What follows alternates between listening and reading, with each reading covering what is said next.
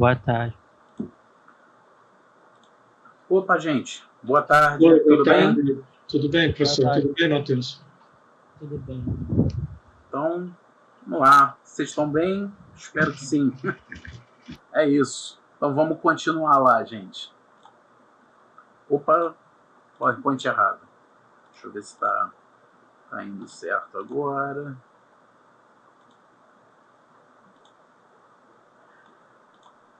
Então, vamos lá. Então, né, na aula passada, a gente tinha terminado aqui a nossa discussão, né, dos conceitos fundamentais na parte das etapas, né, de uma reação catalítica heterogênea. E todas essas etapas, né, essas que a gente está discutindo aqui, elas vão interferir na cinética do processo, né, que é onde o catalisador atua, né? Então é bom a gente ter sempre em mente que essas etapas, né, a gente tem que saber o que está acontecendo em cada uma dessas etapas, se está ocorrendo algum problema, para poder saber exatamente o que a gente está medindo como cinética do nosso sistema na hora de comparar catalisadores principalmente, né? Então, as etapas, né? Você tem uma etapa de difusão dos reagentes para o sítio catalítico, tá? E essa etapa de difusão, você tem primeiro, né, uma difusão externa, né, que é uma difusão da massa fluida para a superfície externa do meu grão do catalisador, né? E no caso de catalisadores porosos, você ainda vai ter uma difusão interna, né, através dos poros do catalisador, até reagente chegar, né, especificamente no sítio catalítico. A adsorção dos reagentes, né, é uma etapa obrigatória, né? Se o reagente não interage com o catalisador não vai fazer nada. Por último, terceiro, né, uma reação na superfície, desorção dos produtos e difusão dos produtos para a massa fluida, e de novo, né, uma etapa interna ao catalisador e a outra externa, né, a difusão da superfície externa para realmente a massa do fluido. Então a taxa de reação ela vai ser determinada pela etapa mais lenta dentre essas, né, que pode ser qualquer uma dessas etapas. Eu gosto muito, né, tem vários livros aí de cinética que eles mostram o conceito de etapa lenta, né, como uma ampulheta, sabe? Mas não com só o lado de cima e o lado de baixo, mas com 3, 4, 5 reservatórios por onde a areia tem que passar. E você vê que realmente, né, no caso de uma ampulheta desse tipo, o reservatório, a etapa, né, digamos, a abertura entre reservatórios que é mais fina é aquela que vai dar, né, que vai restringir, né, a velocidade com que o seu sistema vai evoluir. Então essa é uma analogia muito interessante, né, e realmente muito funcional. Então vamos lá, né? A catálise heterogênea é um fenômeno associado à superfície de um sólido, né, seja ela a superfície interna, né, dentro de poros, ou a superfície externa. Então, uma das propriedades importantes de um catalisador heterogêneo é a área específica, tá? Então, mantidos iguais os demais fatores, qualidade, densidade de sítios ativos, quanto maior a área específica, maior a atividade. Em geral, catalisadores para uso prático são sólidos porosos com elevada área específica, entre 20 e 1.000 metros quadrados por grama, tá? Mas tipicamente aí na faixa entre 200 e 300 metros quadrados por grama. Tá? Então, a área específica de um sólido, né, ela vem lá da estrutura microscópica dele, né? Então, assim, a parte mais macroscópica que a gente consegue ver, né, é o chamado grão do catalisador, né, que são aquelas partículas, né, maiores, né, que a gente consegue ver no microscópio óptico. Às vezes até, né, quando a gente tem esses catalisadores que são formatados, né, naquelas formas que a gente já discutiu, né, forma de esferas e etc., é aquela forma que a gente consegue ver. Mas esse grão do catalisador, né, na verdade, ele é um agregado do que a gente chama, né, de partículas secundárias, tá? E nesse agregado você vai ter vários poros já sendo formados, tá? Mas eles vão ser na faixa aí de macroporos, são poros com maior tamanho, maior diâmetro, né? E são comumente associados a esse espaço interpartícula. Esses essas partículas secundárias, né, elas vão ser um agregado de partículas primárias. As partículas primárias são realmente, né, o cristal do catalisador, né? Então a gente vai ver alguns exemplos aí, algumas fotografias, né, de microscópio. Então a gente vai tentar identificar cada uma dessas etapas. Então são realmente os cristais do catalisador, né? E normalmente eles têm poros na faixa de meso e microporos, né? Lembrando a definição da IUPAC, né? Um microporo ele tem diâmetro menor do que 2 nanômetros, mesoporos entre 2 e 50 nanômetros e qualquer coisa acima de 50 nanômetros é considerado um macroporo, tá? Então, de novo, né, as partículas primárias elas vão ter espaços vazios, né, que constituem os mesoporos, tá? E elas às vezes têm a porosidade intrínseca, que são os chamados microporos, tá? Às vezes os próprios agregados de partículas têm alguns microporos, mas é um pouquinho mais raro, tá? Então isso aqui, né, são micrografias, né? Esse anagrama aqui, né, é 100, Scanning Electron Microscopy, né? Microscopia eletrônica de varredura.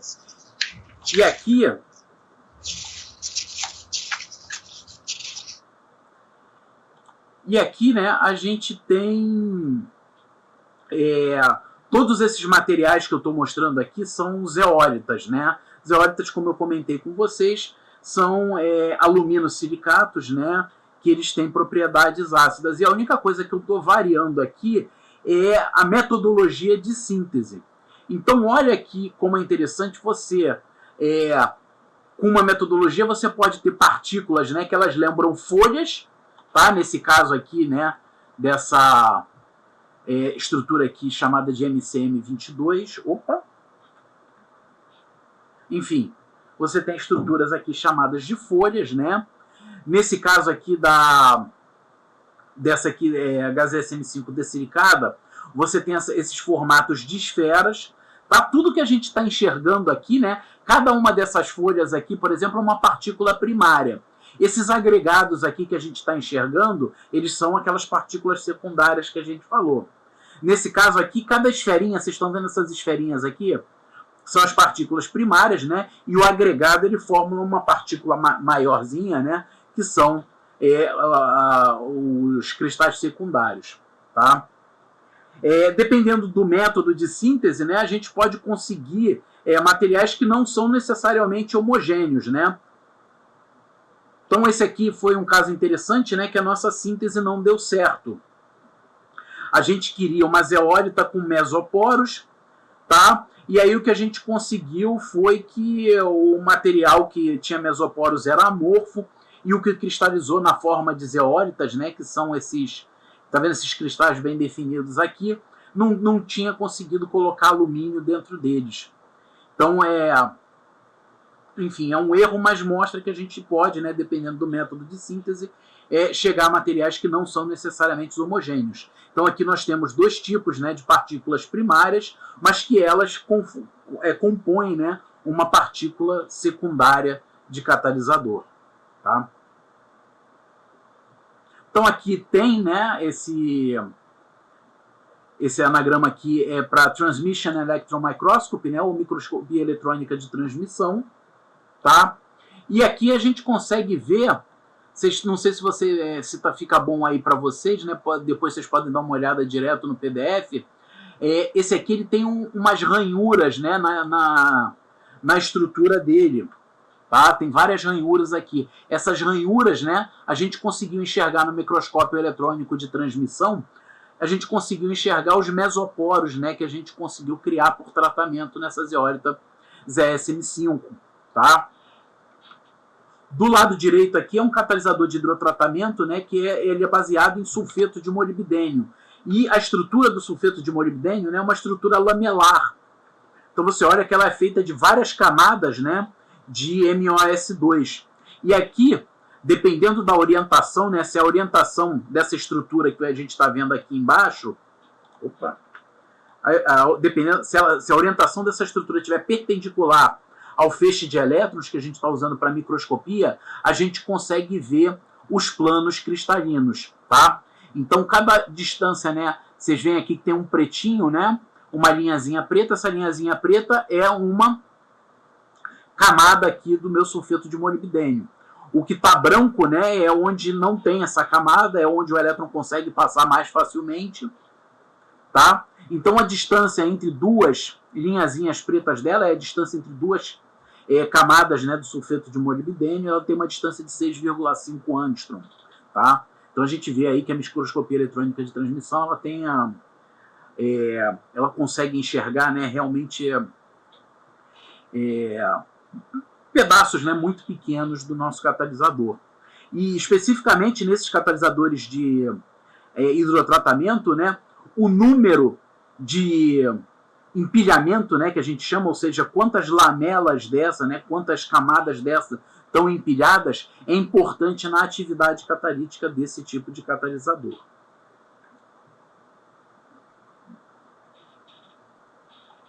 Então, é óbvio, né, tudo isso aqui tá ligado, né, à superfície, né, a como se mostra a superfície do catalisador, a área externa dele.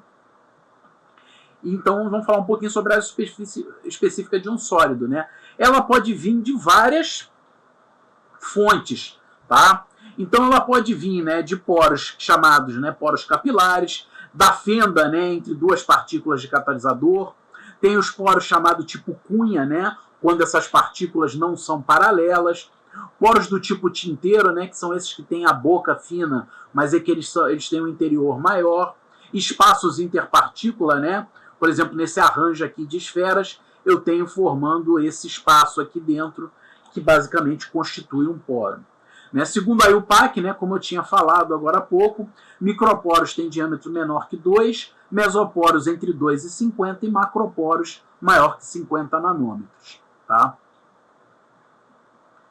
A gente pode, em princípio, né, calcular a área específica a partir, se a gente tiver informações, né, de tamanho de partícula e da forma dessa partícula ou desses poros.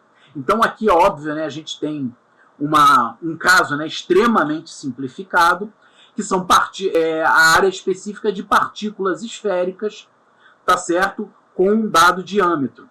Então a gente, a partir do volume da área superficial de uma esfera, a gente consegue calcular aí a área em metros quadrados por grama. Depois vocês analisam, né, essas formulinhas, essa microdedução geométrica aí, né, e qualquer dúvida vocês me avisam. Mas, por exemplo, né, se a gente tiver esferas com diâmetro de 5 nanômetros, tá, e uma densidade de 4 gramas por centímetro cúbico, a gente vai ter uma área específica de 300 metros quadrados por grama.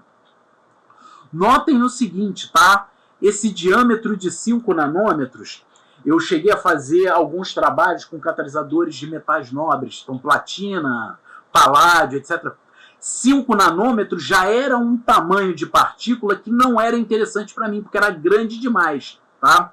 Então o interesse, por exemplo, nesses catalisadores de hidrogenação, de platina, paládio, etc., é partículas na faixa de 1 nanômetro, às vezes até menores, né? Então não chega nem, às vezes, tem muita gente que nem considera como sendo uma partícula, né? Mas como um aglomerado atômico, né? Uma vez que o metal está na forma metálica, né? As pessoas consideram como um aglomerado atômico e não necessariamente como uma partícula, tá? Essa densidade aqui também é da ordem dos metais, né? O quádruplo da densidade da água, né? Que já é um dos líquidos mais densos que a gente tem por aí, tá? Líquidos comuns, é claro. Então, né, com esse caso aqui, a gente tem uma área, né, que a gente consegue calcular de 300 metros quadrados por grama, uma área específica, né, se a gente for imaginar, bastante grande, né? Imagina aí a gente tendo uma mansão, né, dentro de 1 grama de catalisador. Então, enfim,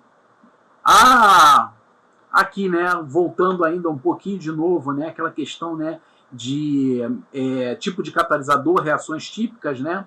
Eu vou passar um pouquinho mais rápido por aqui, é só uma enumeração, depois vocês acompanham aí offline.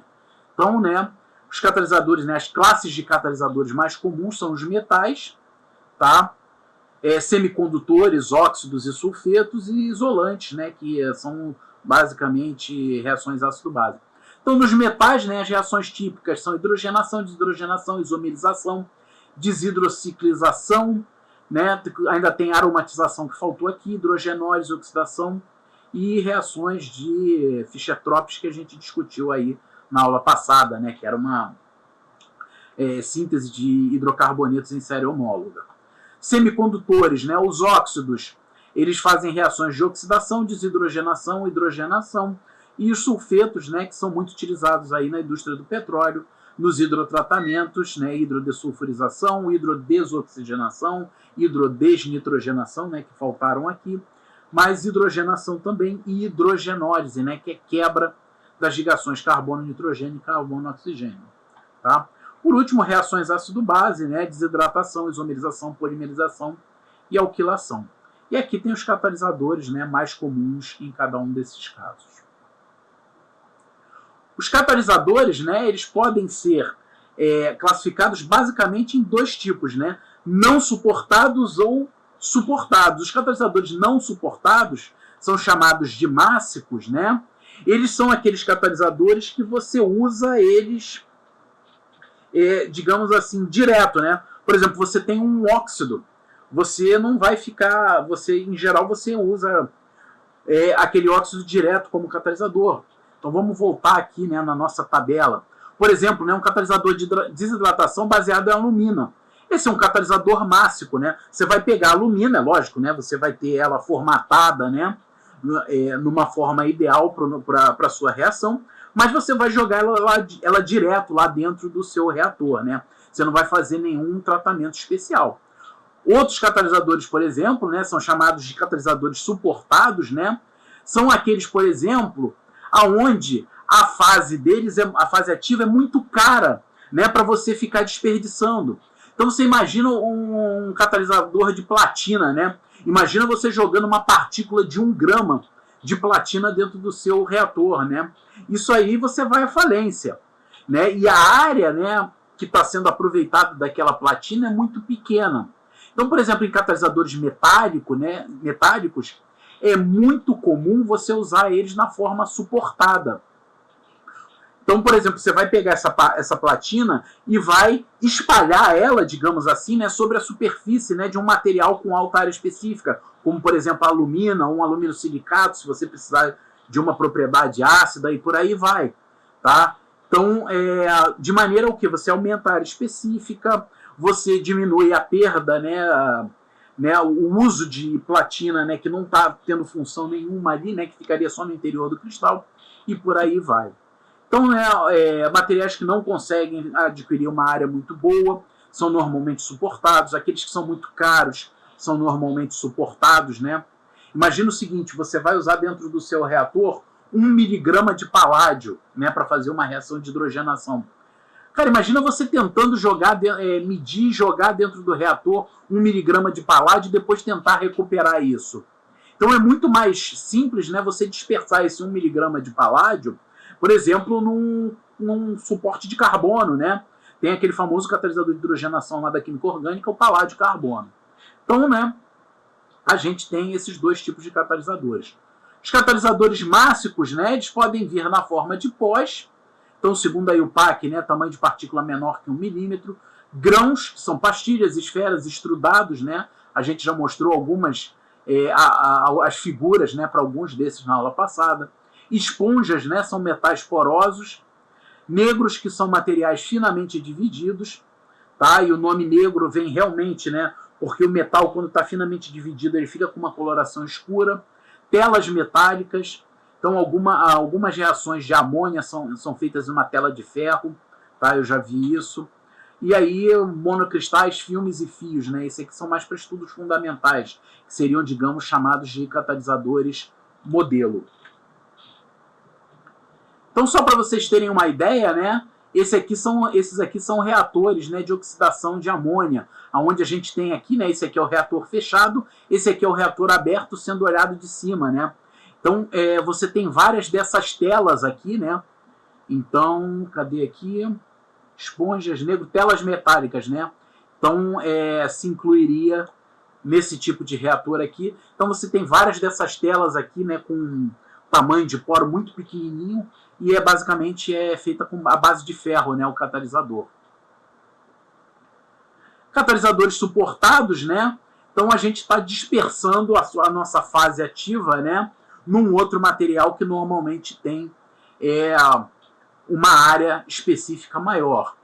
Então a gente chama, né, uma propriedade fundamental deles, é a chamada dispersão, né, que é basicamente a porcentagem de átomos ativos na superfície sobre o número total de átomos daquele componente ativo.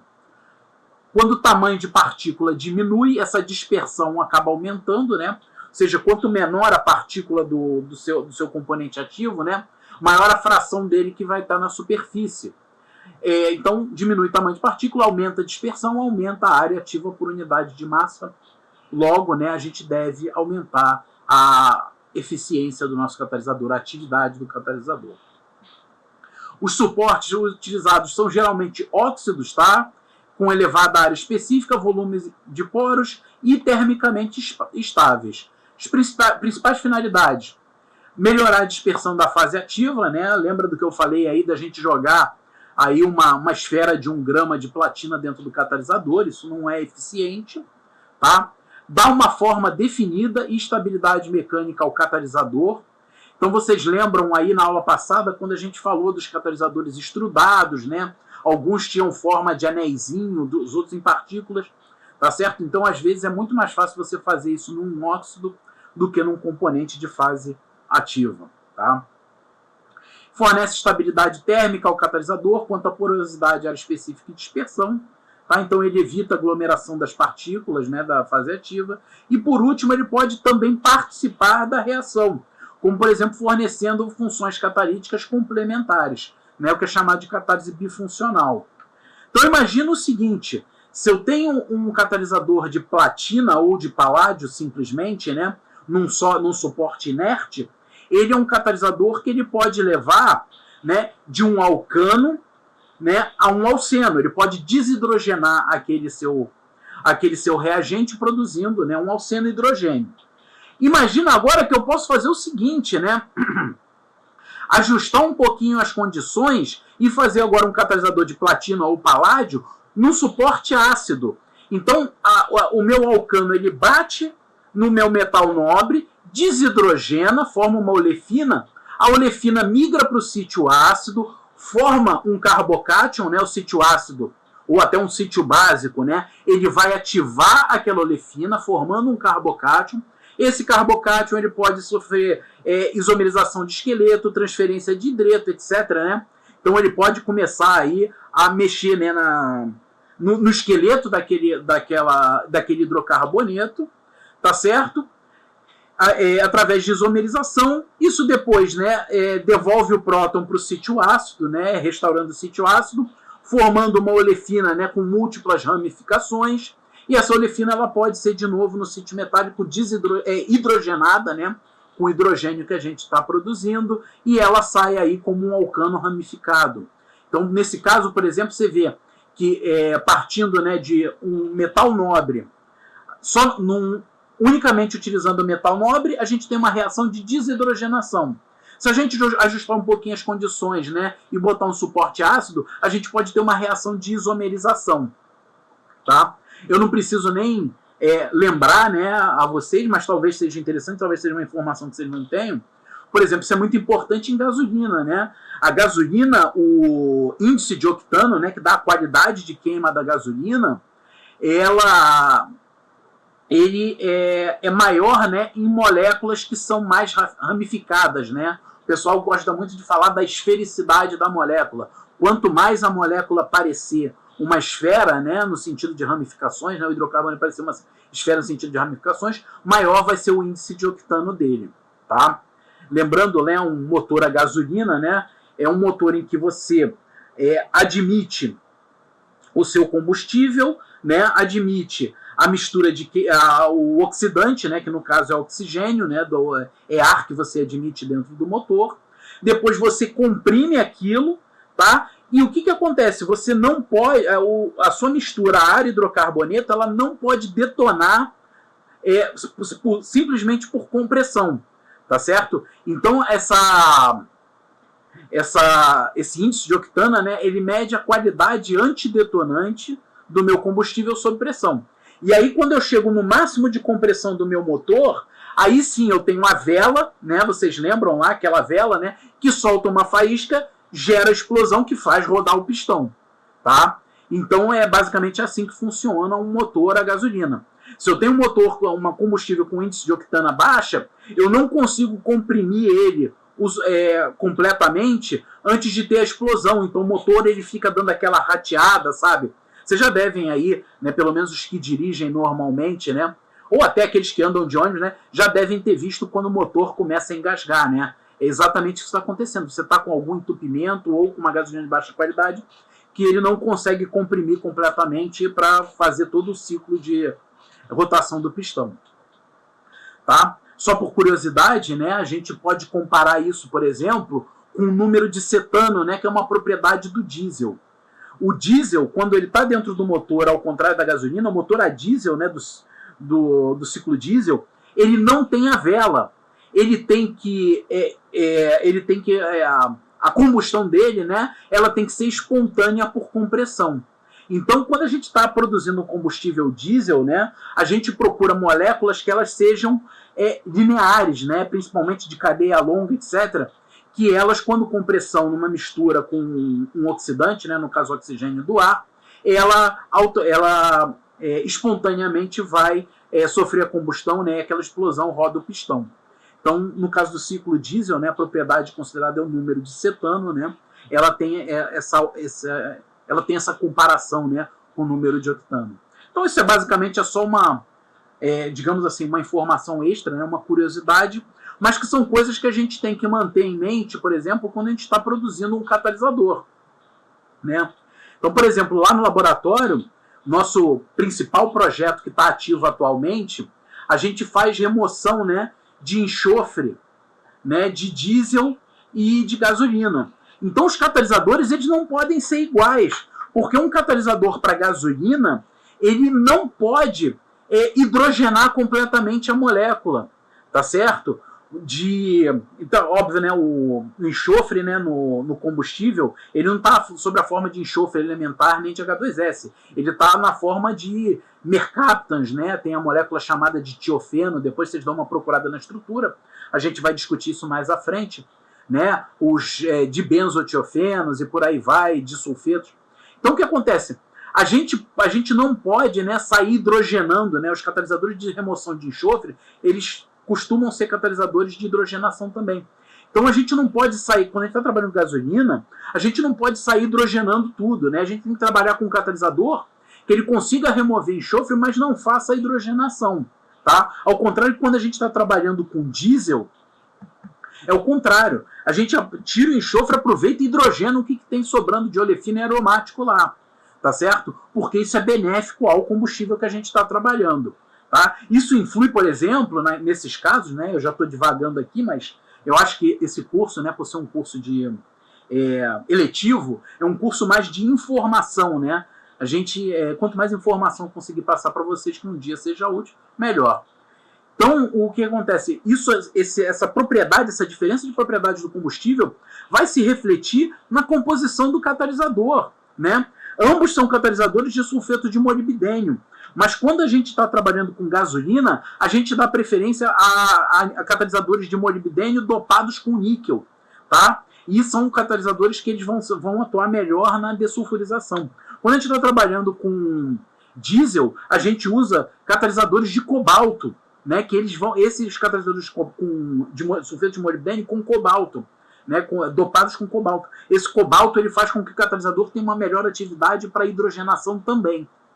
Então nota como, né, essas propriedades de interesse, né, do produto, elas influenciam, né, profundamente, inclusive na composição do catalisador, o que a gente está interessado ali. Então, seguindo, né, passei 15 horas num slide só, mas vamos lá. Então, nos catalisadores suportados, né, os suportes mais empregados são aluminas de transição, a gama-alumina e a eta-alumina. Tá? Dessas aqui, a gama é de longe a mais utilizada, tá? De longe mesmo. Por quê? Baixo custo, fácil controle de propriedades texturais, tem uma área específica razoável, faz 150 300 metros quadrados por gramo, tem uma acidez moderada, né, que pode ser até certo ponto controlada. Desculpem. Tem boa estabilidade térmica e mecânica e é de fácil moldagem, né? A gama alumina, né, ela vem da desidratação da boemita, né? Então você pode, a boemita é como se fosse um gelzinho, né? Um gelzinho de alumina, né? É uma alumina um pouquinho mais hidratada. Então você pode fazer a moldagem na forma de alumina e depois você calcina isso a alta temperatura e você consegue a gama alumina naquele molde, por exemplo, num extrudado, e aí vai, né? Isso vai depender do seu tipo de reação que você está trabalhando. Sílica, né? Baixo custo, né? Lembrando que sílica é areia praticamente. Área específica elevada, inerte, ela é completamente inerte, tem boa estabilidade hidrotérmica. Sílica aluminas amorfa, baixo custo, área específica elevada e acidez elevada. Então, note a comparação da sílica alumina amorfa, né, com a alumina de transição. Né? Uma tem acidez moderada e a outra tem acidez elevada. Né? O resto das propriedades são basicamente as mesmas. Boa estabilidade hidrotérmica. Outra diferença, né, a alumina, você pode controlar para ela ter mais sítios do tipo Lewis, né? Sítios ácidos do tipo Lewis. Enquanto o alumínio silicato, né? A sílica alumina, se ela for, você pode controlar a estrutura dela, né? A metodologia de síntese para obter mais sítios ácidos do tipo Bronsted. Zeólitas, né? Elas têm a desvantagem de ter um custo elevado, mas tem uma área específica muito grande, né?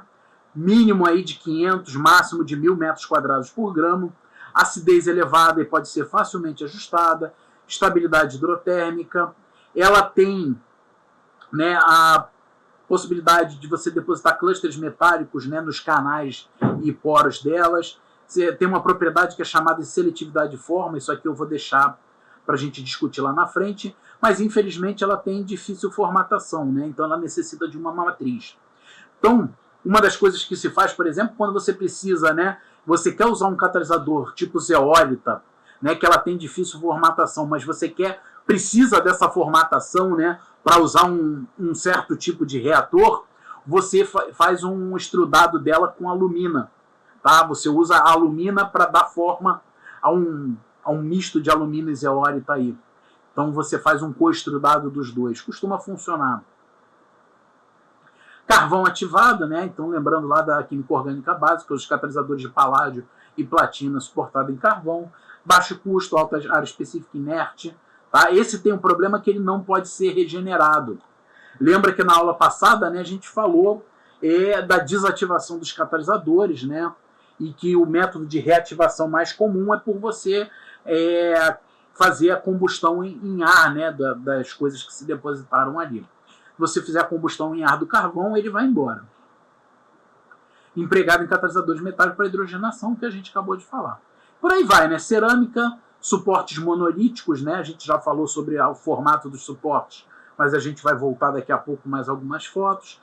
Tem alto custo, né?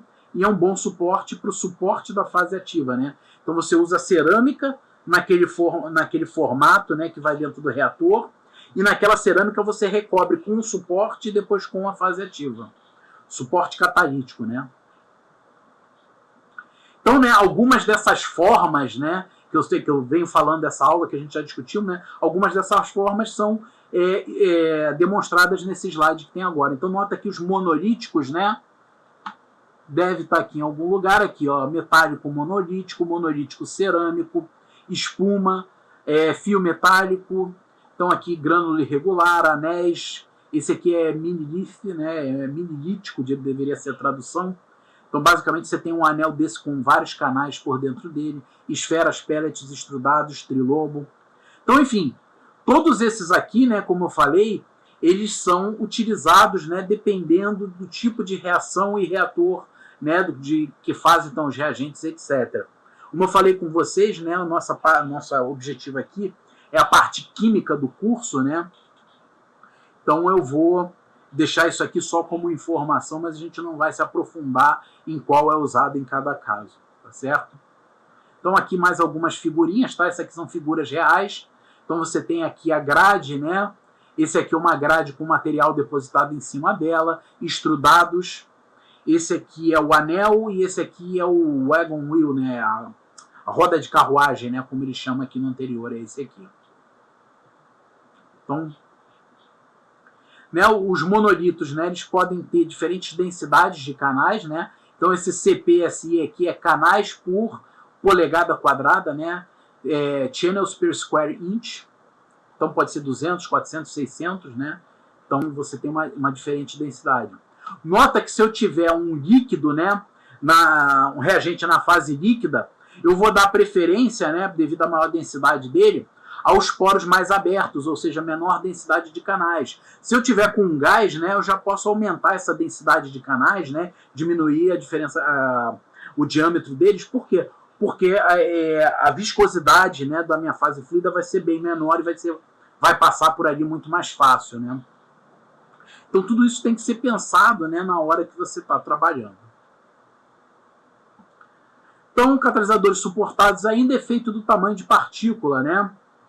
Então, vocês notam o seguinte, tá? Que no mesmo material, as posições dos átomos, né, dentro da estrutura, elas mudam, né? Digamos, a população dos diferentes átomos dentro de uma estrutura, ela vai mudar conforme o tamanho de partícula, tá?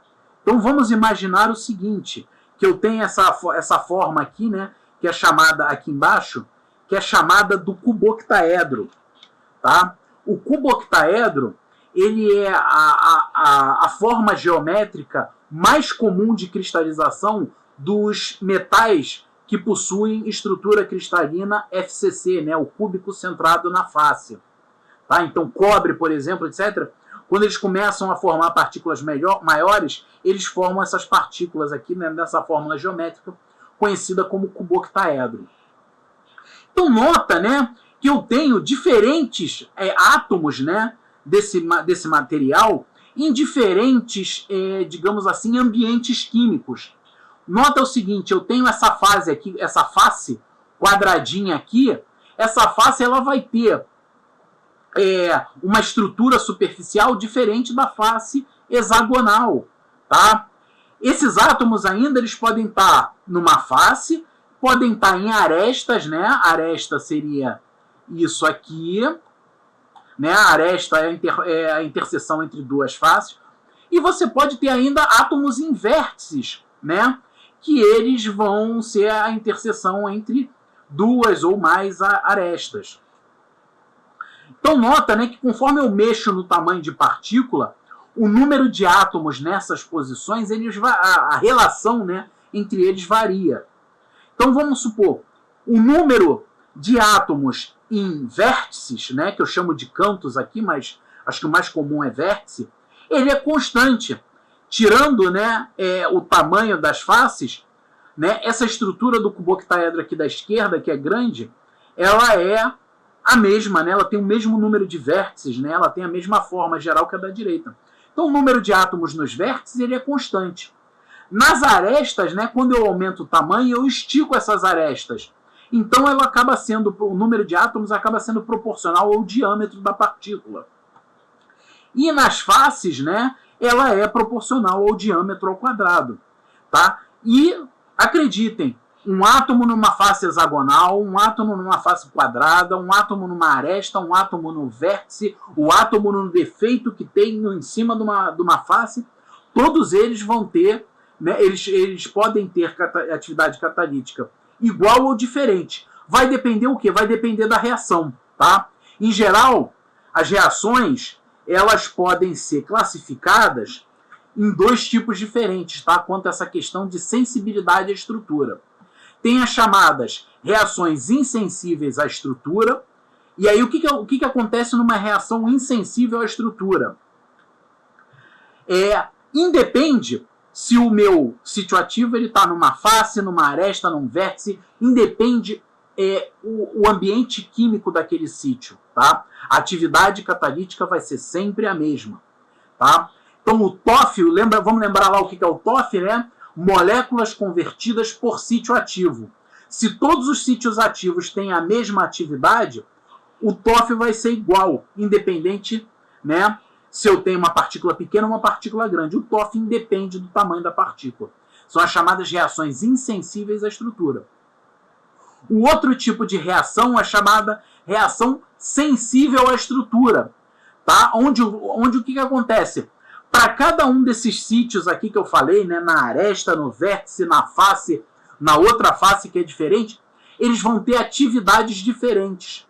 Quando eu mudo o tamanho da partícula, eu mudo, né, as proporções relativas desses sítios, logo eu vou acabar mudando o meu TOF, né, a minha atividade por sítio.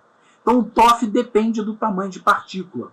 Exemplo, reações de hidrogenação, tá certo? Elas são insensíveis à estrutura, tá? Então, por exemplo, aqui embaixo, hidrogenação. Reações sensíveis à estrutura, hidrogenólise, né, que é a quebra de hidrocarbonetos através do hidrogênio. Então você consegue, por exemplo, num catalisador de níquel, tá, fazer uma reação de hidrogenação e hidrogenólise ao mesmo tempo. Conforme eu mexo, né, no tamanho de partícula, eu acabo mexendo nas atividades, né, do catalisador a cada uma dessas reações diferentes. Tá? A gente vai discutir isso lá na frente, né, tem um efeito importante relacionado a isso, mas é bom e interessante deixar comentado desde já. Tá?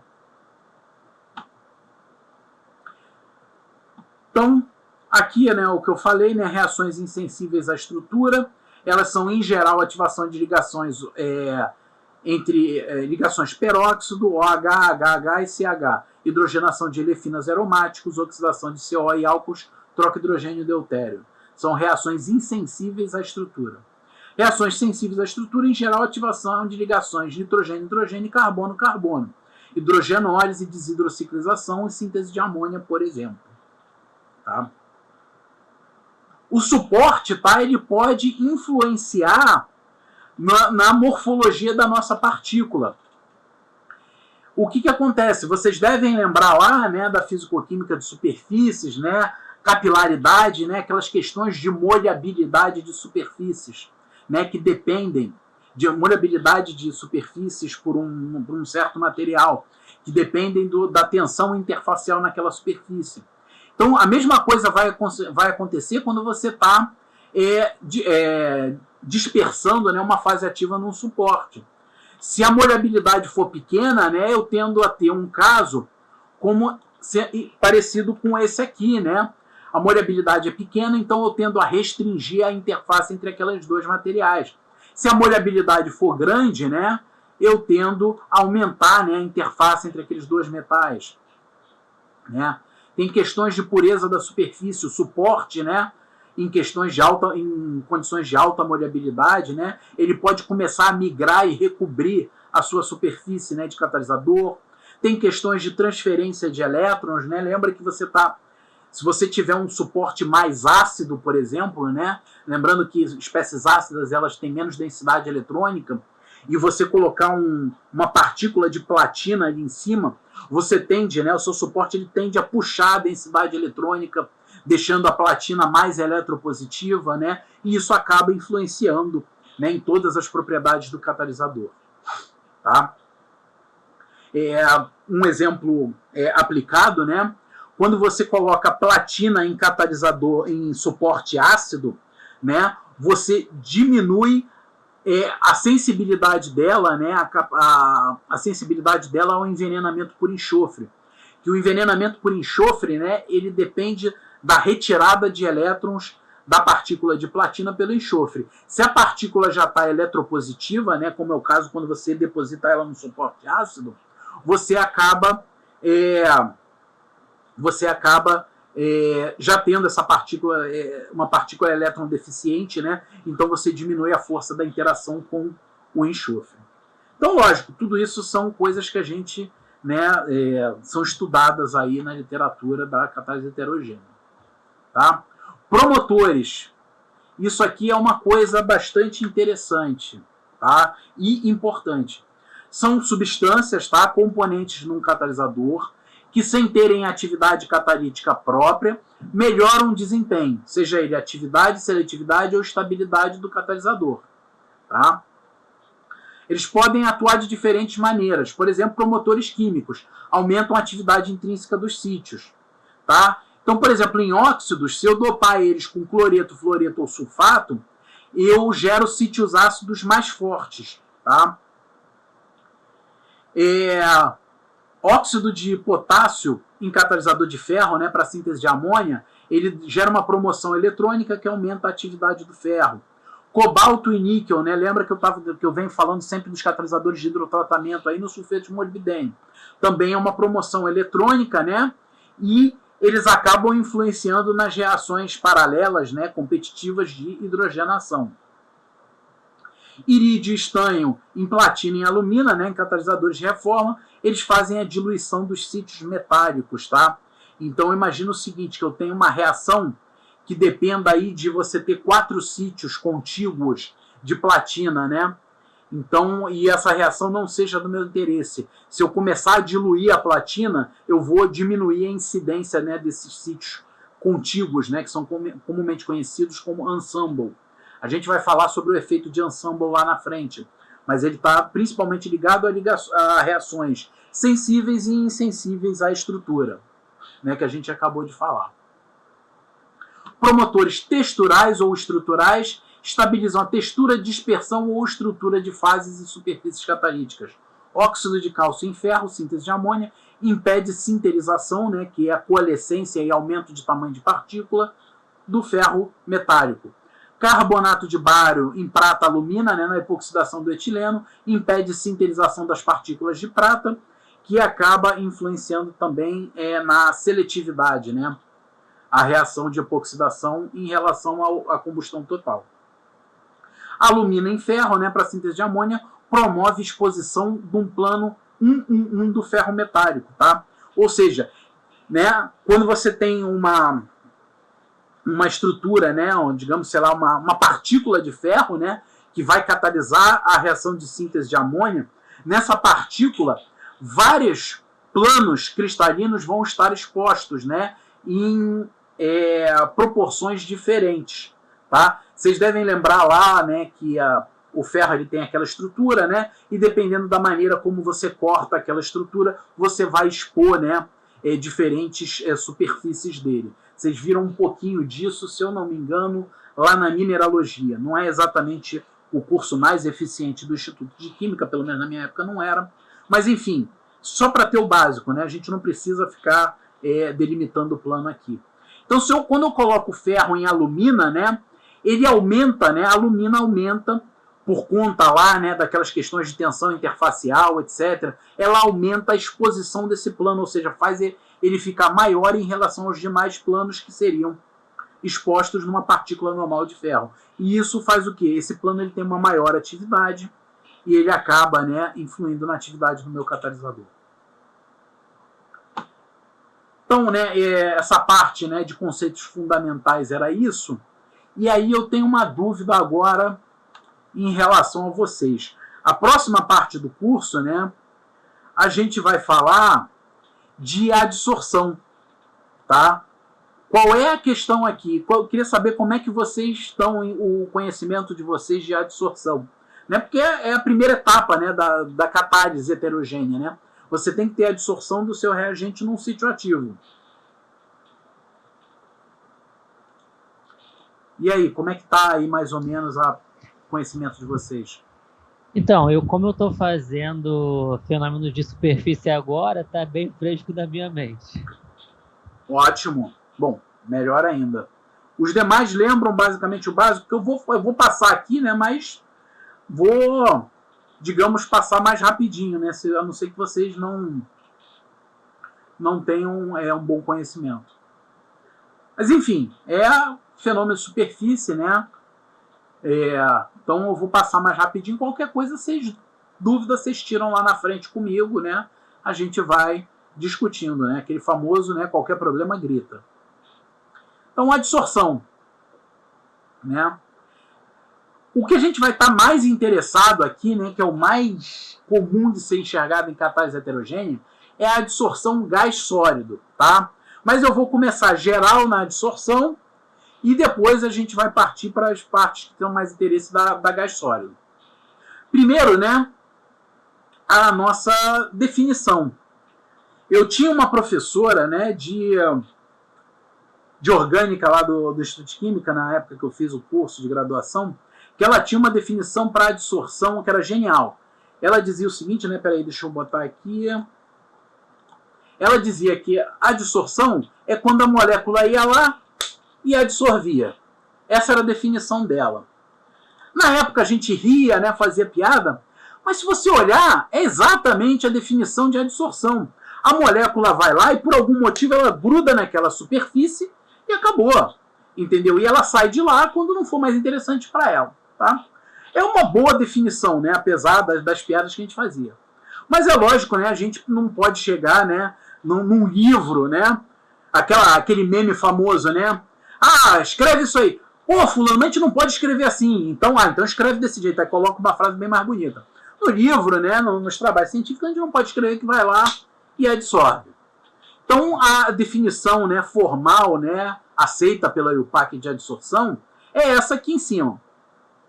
A adsorção é o excesso de concentração de um fluido, gás, líquido ou soluto, na interface com uma fase condensada em relação à concentração na massa do fluido.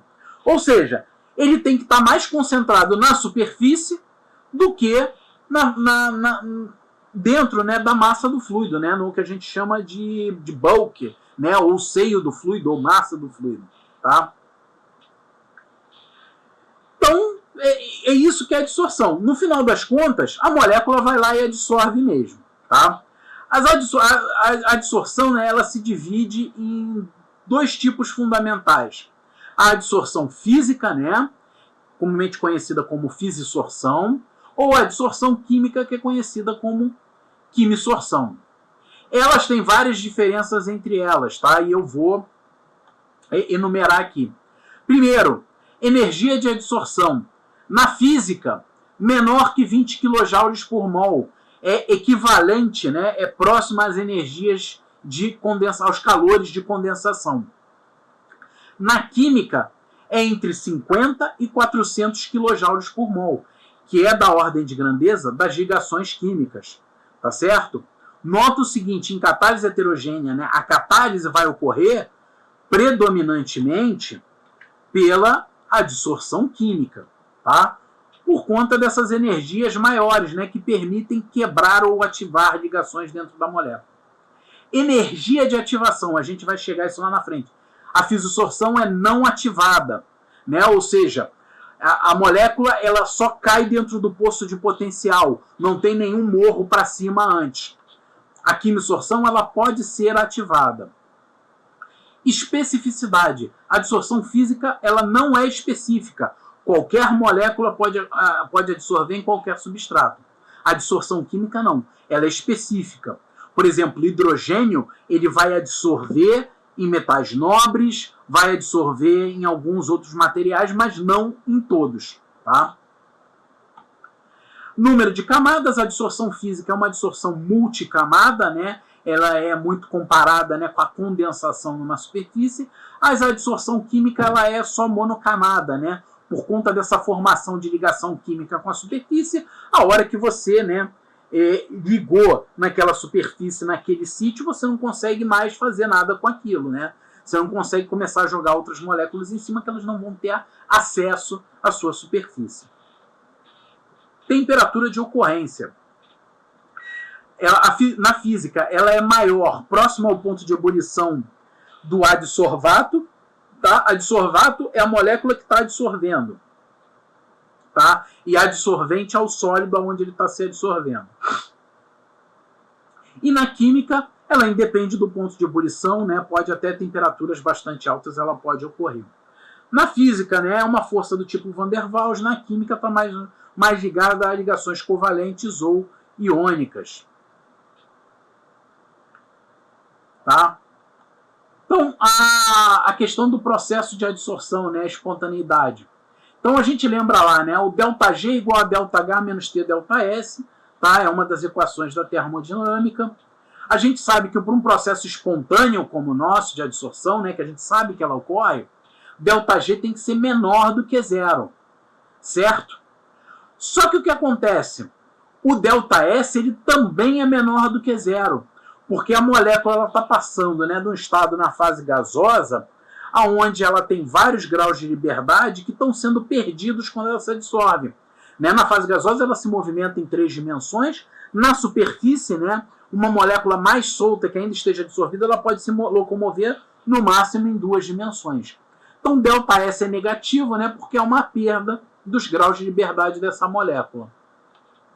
Se a gente analisar essa equação aqui, né, a única forma disso ocorrer, ΔG ser menor que zero, com ΔS sendo menor que zero, é se a nossa entalpia, né, de adsorção for menor que zero também, ou seja, a adsorção é um processo exotérmico, tá? E, né, em módulo ela vai ter que ser maior do que o valor de TΔS, porque se ele for menor, né, ainda assim eu não vou ter ΔG negativo, que é a condição para que eu tenha, né, um processo espontâneo. Tá? Isso também aqui significa o seguinte, né? É o princípio de Le Chatelier lá do equilíbrio. Em condições de equilíbrio, a adsorção diminui com a temperatura. Por quê? Porque é um processo exotérmico. Tá? Então, né, existem vários tipos de quimisorção. Tá? Eu vou passar muito por alto nesses diagramas de energia, mas enfim, a gente... depois vocês podem tirar dúvidas relacionadas a ele. Primeiro é a quimisorção associativa, tá? É quando a sua molécula se adsorve como um todo, sem quebrar nenhuma ligação. Então, por exemplo, eu posso ter nitrogênio, né? Se a molécula de nitrogênio se adsorvendo numa superfície, mas como um todo, né? Ela não quebrando a ligação nitrogênio-nitrogênio entre elas, tá? Isso é chamado de quimisorção associativa. Mais para frente tem exemplos. Quimisorção dissociativa é quando você tem quebra na ligação da molécula. Por exemplo, se eu jogo hidrogênio num metal nobre, né, a ligação HH ela quebra. E os átomos de hidrogênio naquela superfície eles atuam praticamente independentes uns dos outros. Né? A molécula de hidrogênio efetivamente se dissocia. Inclusive, né, é dessa dissociação que ocorre na superfície que tá essa, né, dissociação que ocorre na superfície que está relacionada à atividade catalítica dos metais nobres na hidrogenação, desidrogenação, né? Ela também vai ativar ligações carbono-hidrogênio, hidrogênio, e por aí vai. Tá? Então, a diferença, né, nesse caso aqui, eu tenho aqui um poço de potencial de fisisorção, tá? Onde a molécula está ligada fisicamente à superfície e depois ela já cai direto num poço de potencial de quimisorção. Mas a molécula não se quebra quando isso acontece. Tá? Na dissociativa, não. A nossa molécula A, né, ela vai ter que se quebrar em 2 átomos de A, e isso vai acontecendo conforme ela vai chegando próximo à superfície. Tá? Então a molécula vem aqui, cai no poço de fisisorção, onde ela ainda mantém a integridade da ligação AA, né? Mas quando ela começa a entrar no poço de quimisorção, né, essa ligação AA aqui ela começa a quebrar. Né? Você vê que tem essa interseção aqui entre a energia, né, do meu sistema que está dissociado e do meu sistema não dissociado. Né? Então ela vem aqui, cai no poço de fisisorção, vem aqui e ela se dissocia e cai no poço de quimisorção. Tá? Dependendo, né, de em que energia, né, em que distância da superfície ocorre essa interseção, né, entre a superfície de energia potencial do sistema dissociado e associado, essa, né, quimisorção ela pode ser não ativada, como é o caso desse, né, você vê que não tem nenhum morro, né, nenhum morro de energia aqui, né, entre aqui a fisisorção e a quimisorção, ou ela pode ser chamada ativada, né? Nota aqui que eu tenho um morro, né, entre a minha quimisorção, entre o meu poço de fisisorção e o meu poço de quimisorção. Esse aqui é chamada, né, de energia de adsorção, energia de ativação para quimisorção, tá? nesse caso aqui é muito comum, em cobre e hidrogênio. Tá? E aí, nesse caso aqui, né, da quimisorção ativada, né, tem um negócio interessante que ocorre. Né? Vamos voltar aqui aonde eu falei o seguinte, né? Em condições de equilíbrio, a absorção diminui com a temperatura. Tá? Mas como eu tenho aqui uma energia de ativação, eu tenho um processo cinético que leva também à quimisorção. Tá? Então, dependendo das condições que eu tiver, eu posso ter tanto o processo cinético quanto o processo termodinâmico comandando a quimisorção no meu meio. Se o meu processo termodinâmico está comandando a quimisorção, o que eu escrevi aqui está certo. A adsorção diminui com a temperatura. Né? Lembrando que isso aqui só é válido em condições de equilíbrio. Mas se a minha cinética está comandando a quimisorção, né, a cinética ela aumenta com o aumento da temperatura. Eu enxergo o efeito exposto. O efeito oposto. Né? A quimisorção aumenta com a temperatura. Quando, se eu considerar uma situação de equilíbrio, ela deveria diminuir. Tá certo? Existe a quimisorção endotérmica, tá? Eu vou falar só que existe, mas ela é extremamente rara, tá? Ela não é estável, é um sistema metaestável. Então eu não vou nem falar nada sobre isso. Qualquer coisa que vocês quiserem, depois a gente discute aí em off, tá? Então vamos lá, né? Para quimisorção, né? A isoterma mais comum, né, de ser utilizada na quimisorção é a chamada da isoterma de Langmuir, que é a chamada, né, adsorção localizada ideal. Então, ela leva em consideração, né, uma superfície constituída de sítios equivalentes. As propriedades dos sítios de adsorção independem da cobertura da superfície. Propriedades das moléculas independem da cobertura da superfície. Adsorção limitada monocamada, adsorção localizada, ou seja, não há translação de moléculas. Tá? Tudo isso aqui são situações que restringem a aplicabilidade da isoterma de Langmuir. Né? Vamos dar uma discutida rápida. Né? Superfície constituída de sítios equivalentes. Né? A gente começou a ver lá, né, quando a gente falou lá de efeito de ensemble, agora há pouco, né, reações sensíveis e insensíveis à estrutura, né, estrutura de grão, etc. A primeira coisa que a gente viu foi sítios ativos não são equivalentes. Isso pode fazer diferença ou não, tá? Mas, primeira coisa, não são equivalentes. Então, isso aqui vai influenciar, né? Não é exatamente uma aproximação legal de se fazer, mas é considerada na isoterma de Langmuir. B.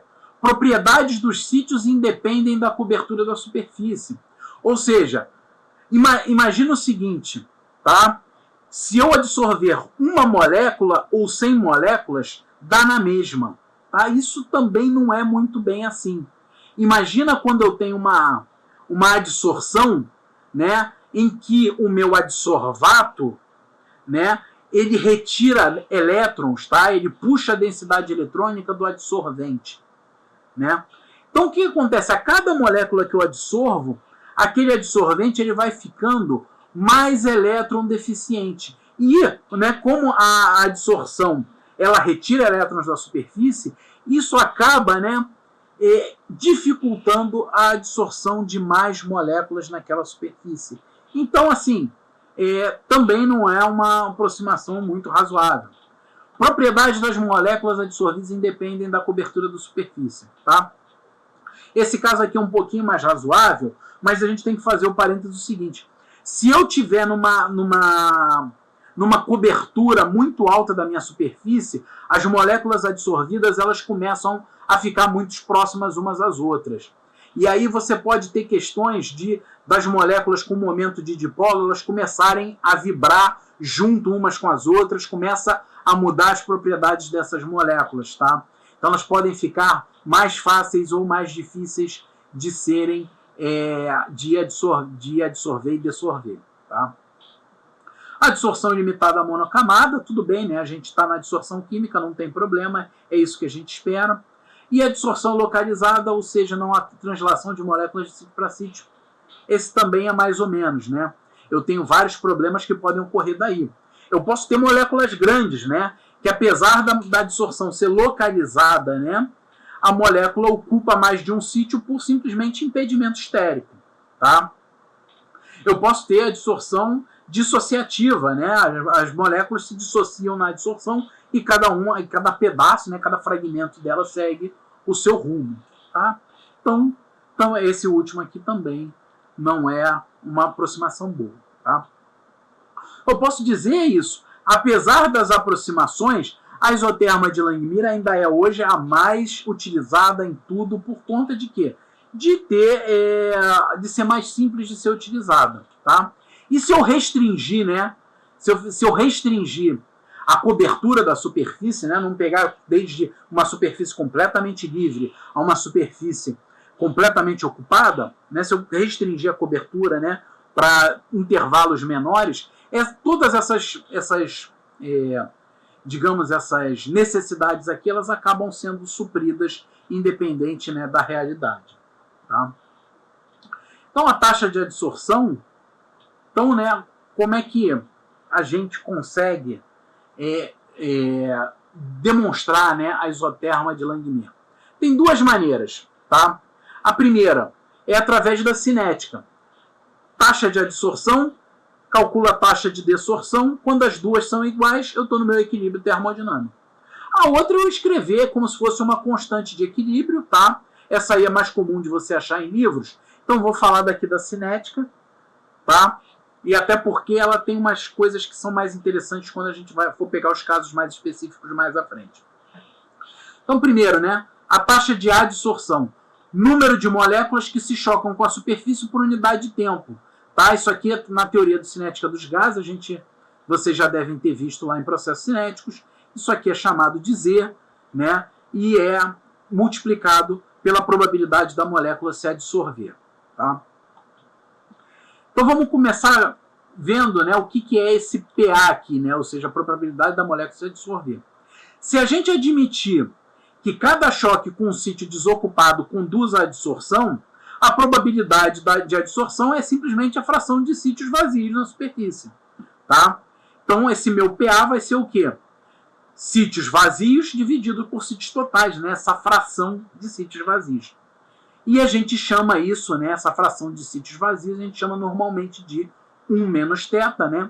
Θ é a fração de sítios ocupados. Tá? Em geral, essa é a nomenclatura utilizada em adsorção. O número de choques com a superfície por unidade de tempo e área, né, a equação de Hertz-Knudsen também pode ser tirada da teoria cinética dos gases, é esse Z minúsculo aqui, número de moléculas por unidade de volume de gás, vezes a velocidade das moléculas sobre 4. Velocidade média das moléculas também pode sair da teoria cinética dos gases. Eu estou fazendo aqui, é óbvio, né, um simplificado, né, utilizando a teoria cinética dos gases, mas isso pode ser feito também com base em termoestatística. Tá? O número de moléculas, densidade de moléculas, ela é P sobre KT.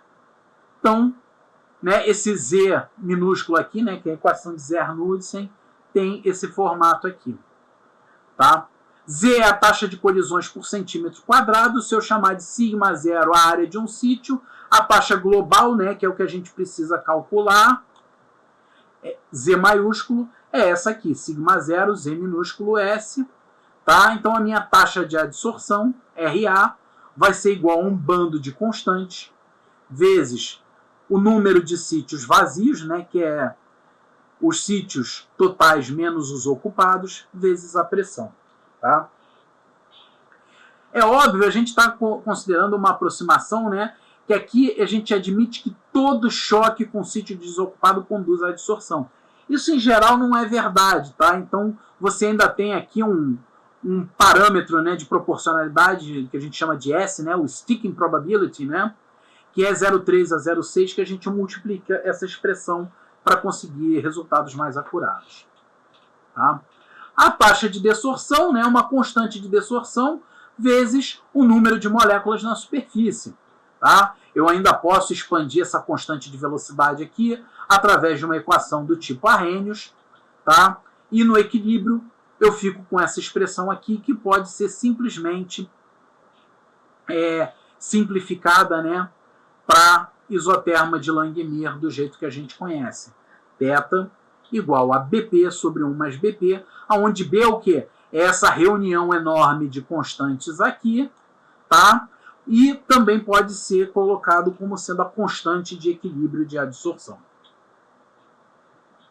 Tá? Então, essa é a isoterma de Langmuir na sua forma funcional mais conhecida.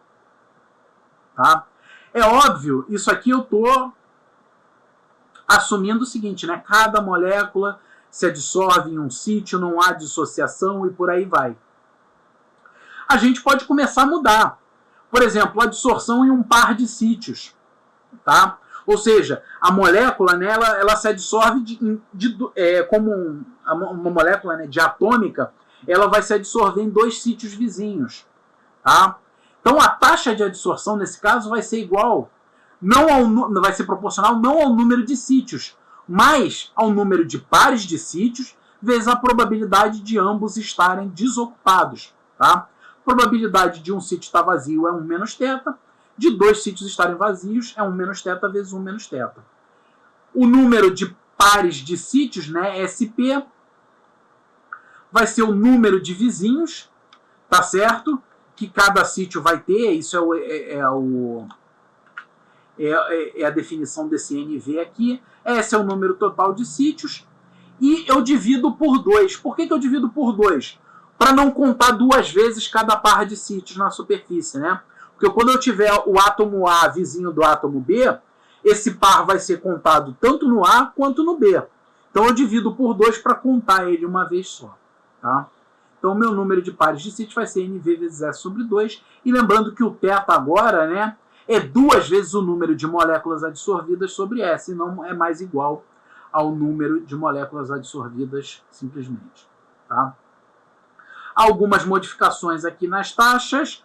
E eu fico no final com θ sobre 1 menos θ ao quadrado igual a BP, uma forma, né, ligeiramente diferente da isoterma de Langmuir.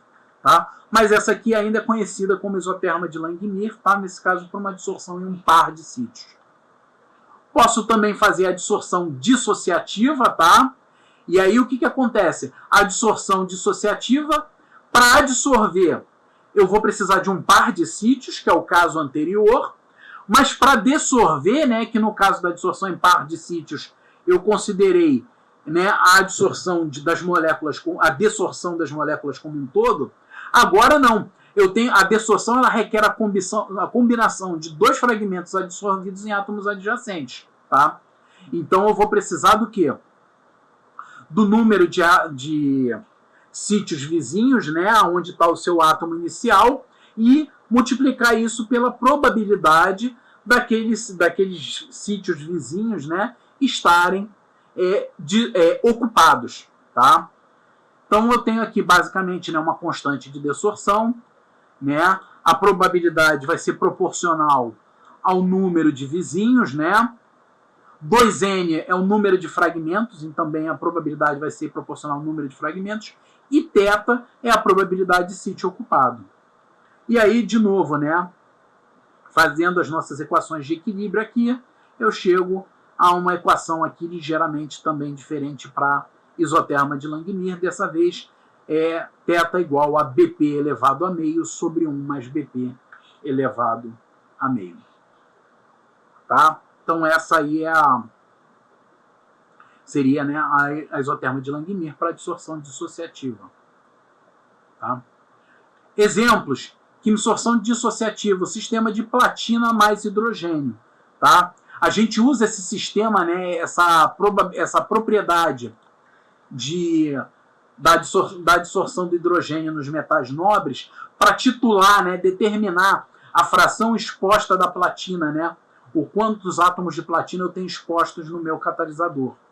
Né? Isso aí é basicamente uma titulação utilizando o hidrogênio como molécula sonda. Tá? E aí a gente tem que ver o seguinte, né, que essa adsorção é dissociativa. Então o número de moléculas de hidrogênio, né, que eu adsorvo, ela tem que ser multiplicada por 2.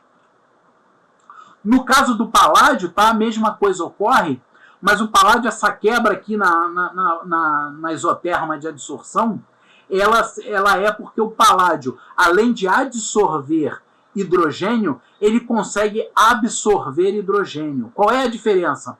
A adsorção é aquilo que a gente sabe, né? O hidrogênio chega na superfície, se liga à superfície do paládio e a molécula se dissocia, né? Formando 2 átomos de hidrogênio na superfície.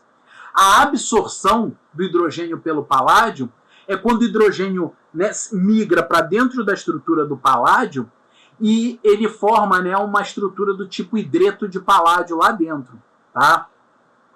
Então o hidrogênio ele não consegue somente absorver, mas ele consegue, né, se intrusar aí dentro da estrutura do paládio, né, formando um hidreto. Tá? Então essa quebra aqui, né, na isoterma de Langmuir, em relação ao que a gente observa no caso anterior, é a formação do hidreto de paládio. Nota, né, que paládio, né, uma membrana de paládio, ela é muito utilizada na purificação de hidrogênio. Que o que acontece? Você coloca, né, hidrogênio impuro de um lado, vácuo do outro. Aí o hidrogênio, né, ele entra na membrana de paládio, forma lá o hidreto de paládio e ele consegue permear para o outro lado, né, dessorver para o outro lado, já que eu tenho, né, uma pressão menor, né, uma pressão parcial de hidrogênio menor. Então você consegue fazer purificação de hidrogênio através de membranas de paládio devido a essa propriedade dele. Tá? Hidrogênio obtido por eletrólise, né, principalmente em aplicações pequenas, laboratoriais, ele é purificado dessa maneira, através da permeação em membrana de paládio. Há uma formação do hidreto de paládio aqui no início da isoterma, mas ainda assim você consegue fazer, né, utilizar esse método para titular o número de átomos superficiais de paládio. Tá? Existem várias maneiras, né, com que pode haver a ligação, né, do adsorvente no adsorvato, tá certo? Então, por exemplo, aqui a dissorção de monóxido de carbono em metais, ela pode ocorrer linear, né, o que a gente chama em ponte. Tem também o que a gente chama de pirâmide, né, que o monóxido de carbono adsorve em 3 átomos metálicos. Tem as carbonilas, né, que é vários monóxidos por um metal. Então, esses tipos de estado, né, que são chamados estados multipletos, eles acabam complicando um pouco esse tipo de titulação que a gente trabalhou, que a gente discutiu aqui no nosso caso anterior. Tá? Né? Outros casos também, né, não há uniformidade da superfície, né, interação entre moléculas adsorvidas, interação entre moléculas e sítios ocupados e por aí vai. Então, um dos resultados, né, é que o calor de adsorção varia com a cobertura. E aí, né, esse calor de adsorção variando com a cobertura é o que resulta, né, em 90% dos desvios, né, da isoterma de Langmuir que a gente não consegue tratar. Por exemplo, se a molécula se adsorve dissociativamente, a gente consegue tratar de forma teórica, né, para ajustar a nossa isoterma de Langmuir de modo a que ela dê conta, né, dos cálculos envolvidos. Mas quando o calor de adsorção começa a variar com a cobertura, né, tudo que a gente fez agora não funciona mais. Então a gente começa, né, a entrar na região aí, né, das chamadas isotermas, né, com calor de adsorção variável. Então primeiro eu vou falar um pouquinho sobre essas questões de não uniformidade da superfície, né, falar rápido também, interação entre moléculas e sítios e por aí vai. E depois a gente fala um pouquinho sobre isotermas com calor de adsorção variável, mas também, de novo, rápido, né, que não é o foco aqui. Então, né, imperfeições e heterogeneidade de superfícies sólidas. Né? O principal, né, que a gente tem é o seguinte: quando você tem, né, uma estrutura de um sólido, dependendo da forma como essa estrutura se quebra, né, ela cria a partícula que vai estar dentro do seu sistema catalítico, eu posso ter diferentes planos cristalinos expostos. Tá certo? Então, olha aqui, essa aqui é um metal, né, numa célula do tipo FCC, como é o caso de platina, cobre e por aí vai. Num sistema FCC, cada átomo ele tem 12 átomos vizinhos, tá? 0 valências e por aí vai. Se eu corto essa célula FCC de forma a expor o meu plano 100, tá? Vamos ignorar, tá? E vamos só ver os resultados. Agora, cada átomo meu vai ter só 8 vizinhos e 4 valências livres, né? E essa aqui é uma visão do meu plano 100 exposto. Nota como isso é problemático, tá? Eu já mudo o número de coordenação, tá? Imagina o seguinte, eu tenho um átomo de platina lá que está ocupado a ter 12 átomos em volta dele num sistema que é normal. Eu tiro 4 desses, eu fico com um excesso de energia ali, tá? E é isso, né, que é a força eletromotriz da minha adsorção. São essas valências, entre aspas, livres, tá certo? Vamos comparar agora com 110, tá certo? Cada átomo vai ter 7 átomos vizinhos, 5 valências livres. Olha como é que já mudou, entendeu? Já tenho 2 superfícies diferentes. No plano 1, né, eu tenho 9 átomos vizinhos e 3 valências livres. E uma partícula média, né, de um catalisador, né, de um metal num catalisador, ela vai ter diferentes proporções de cada um desses planos e, além do mais, de outros planos. Tá certo? Então eu tenho, né, uma superfície que é completamente heterogênea. Tá? Né? Notem aqui como as superfícies são expostas nessa linha aqui de baixo. Né? Por exemplo, né, como eu tinha falado antes, o cubo octaedro, né, ele é a forma mais estável de cristalização do sistema FCC. Olha aqui, ó, o sistema, a face hexagonal é uma face 1, né, que é aquela com número de coordenação igual a 9. A minha face 100, né, que é aquela outra que tem número de coordenação outra, que tem número de coordenação 8, ela é aquelas fases quadradas que aparecem aqui. Vértices, né, arestas vão ter número de coordenação 7 e vértices número de coordenação 6. Tudo isso aqui em uma única partícula de catalisador, num único tamanho. Se eu mudo esse tamanho, vou mudar as proporções entre esses átomos em cada um desses casos. Então, nota que a gente começa a ter aí, né, não mais uma única energia de adsorção, mas uma distribuição de energias de adsorção. Tá? Além disso, né, um plano cristalino perfeito, ele representa um mínimo de energia de superfície, mas não um mínimo de energia livre. Lembra lá, né, que o que dá a nossa espontaneidade em processos, né, termodinâmicos, seja ele o processo de criação de uma superfície, né, de uma reação química, é um mínimo de energia livre, não um mínimo de energia. Tá? Então, a entropia, né, que é esse aparecimento de irregularidades na superfície, ele é muito favorecido termodinamicamente.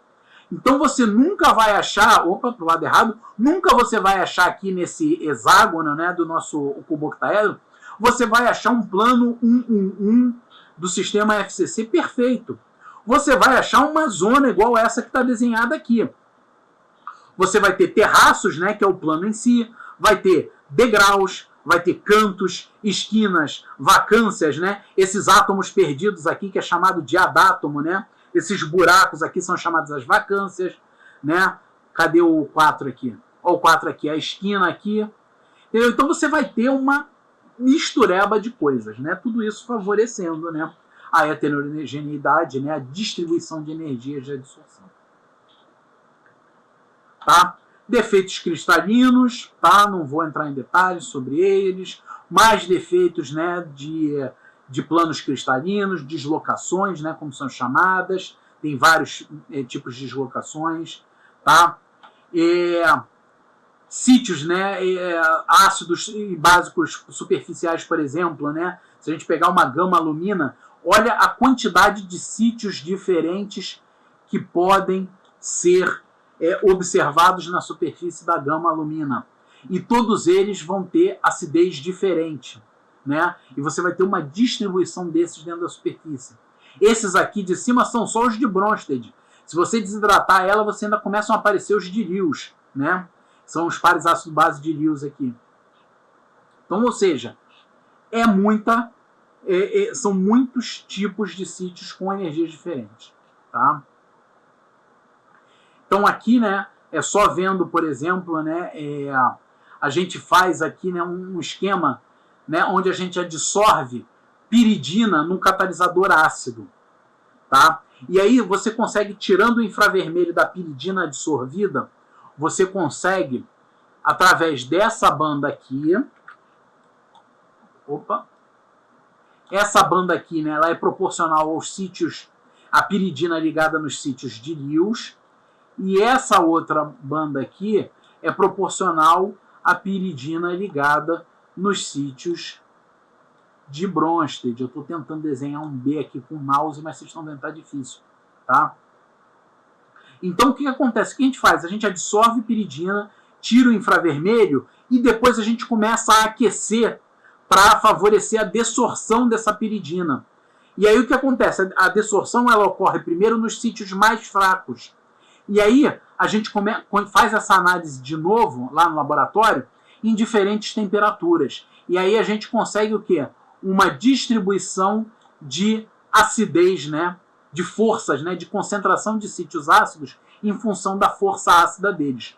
Quanto maior a temperatura necessária, né, para dissolver a piridina naqueles sítios, mais forte é aquele sítio ácido, tá? Então, só para ver aqui, num caso real, a gente tem, né, essa distribuição de força nos sítios. Tá? Fala de aluminosilicatos, impurezas, né, que vão aumentar e diminuir a acidez. Então, tudo isso, né, é sempre batendo na mesma tecla. E o que acontece? Né? As nossas isotermas de calor de adsorção variável, né, que é o que a gente vinha a começar a discutir depois disso, né, são as modificações da isoterma de Langmuir para dar conta disso. O que a gente faz? Basicamente, essa aqui é basicamente aquela forma, né, aquela igualdade, né, que a gente chega das velocidades de adsorção e dessorção da isoterma de Langmuir. É essa expressão aqui. O que a gente faz quando a gente tem um calor de adsorção variável? A gente vai pegar uma função, né, do calor de adsorção em função da temperatura, né, da temperatura não, da cobertura do meu catalisador e vai substituir esse calor, essa expressão, né, essa função do calor de adsorção em função da temperatura na energia de adsorção, né? Lembra que aqui eu tenho um parâmetro tipo Arrhenius, E elevado a menos energia de adsorção sobre RT. Então nota aqui que eu pego essa função do calor de adsorção, né, que é uma função da cobertura, jogo ali dentro. E aí o que acontece? Se eu uso, né, o calor de adsorção proporcional ao logaritmo neperiano da cobertura, eu tenho essa chamada isoterma de Freundlich, tá? Que no final das contas ela vai ser igual volume adsorvido é igual a uma constante vezes expressão elevado a 1 sobre N. Tá? Se eu fizer uma proporcionalidade entre calor de adsorção e cobertura na forma de uma equação linear, né, eu vou ter uma isoterma do tipo Tenkin. V igual a constante vezes Ln de P mais outra constante. Tá? Então, né, dependendo da forma funcional que eu dê a essa proporcionalidade entre calor de adsorção e cobertura, eu vou ter diferentes formas funcionais da minha isoterma de adsorção. Seja ela Tenkin, quando é uma forma funcional linear, Freundlich, quando é uma forma funcional logarítmica, e óbvio, existem várias outras aí, tá? Inclusive que simulam misturas, né, dos dois tipos e por aí vai, tá? Então, eu não vou entrar em mais detalhes do que isso, tá? Todas as deduções estão aqui. Se vocês quiserem, depois vocês olham. Então, por exemplo, né? Esse aqui é um sistema né? Aquele nosso sistema lá com a piridina, ele é discreto, né? Eu faço a desorção em uma única temperatura, né? Deixo um tempo desorvendo aquela temperatura, aí tiro do meu forno, levo para o infravermelho para fazer a medida. Esse sistema aqui, né? Ele usa um esquema tipo cromatografia para ver o quanto, né? Você está saindo, né? Você faz uma titulação nos sítios, né? Então, nesse caso aqui são sítios ácidos, a gente titula eles com amônia, e aí a gente começa a aquecer em fluxo gasoso. Para quê? Para dissolver a amônia. E a gente faz o acompanhamento online, né, por um sistema, um detetor tipo cromatografia, né, aquele detetor de condutividade térmica. Tá? E a gente consegue ver a distribuição de sítios ácidos, né, dentro, né, como o material, né, solta dele, né, como há desorção em função da temperatura nesses sítios ácidos. Tá? Então a gente vê aqui basicamente as distribuições de força. Então a gente pode ver aqui, né, nesse caso aqui desses catalisadores, praticamente uma distribuição bimodal, né, ou seja, você tem dois grandes grupos de forças de sítios, tá? E as proporções deles acabam variando entre si. Bom, a gente já passou até 3 minutos do nosso horário aí. Na próxima semana, terça-feira, a gente volta aí para focar nas isotermas de adsorção física e depois a gente começa realmente no que interessa isso para a gente, que é o quê? É a cinética em catálise heterogênea. Certo, pessoal? Alguma dúvida? Tudo certo. Beleza, então. Qualquer dúvida que venham a ter depois, vocês me avisam, a gente tira dúvida pelo WhatsApp, na próxima aula antes de começar, etc. Tá? Eu já deixei para vocês, né, eu avisei pelo WhatsApp, mas nunca é demais, eu já deixei para vocês no Teams a prova, né, que são os 10 exercícios. Até o 1, por exemplo, eu acho que já dá para vocês fazerem, porque, né, vocês vão tentando, eu também não tenho problema em tirar dúvida, tá? É aquele negócio, você tenta fazer, se não conseguiu tirar dúvida, você vai aprender melhor do que se não conseguir fazer e ter sua nota diminuída em relação a isso, tá? Então, a gente trabalha dessa maneira, tá? Tá. O senhor mandou para mim naquele e-mail? Cara, eu acho que só a prova que eu acabei esquecendo, tá? Mas lá tem todos os slides, né? Tem o link do YouTube, onde estão indo as aulas. Eu vou te mandar agora, antes que eu me esqueça, a prova, que aí você também já vai trabalhando, Osés. Tá bom, obrigado, professor. Eu que agradeço a vocês todos aí, tá certo? Um abraço, gente. Valeu, um abraço. Até terça-feira. Um abraço, professor. Até terça. Tchau, tchau.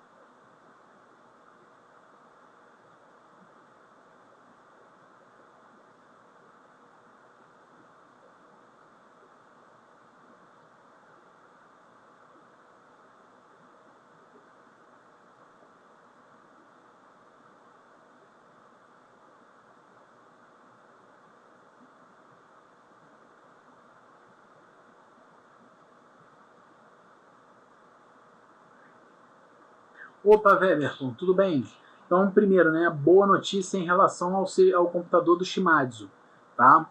Em relação ao que você me perguntou, pode deixar os computadores e o ADAP ligado, tá?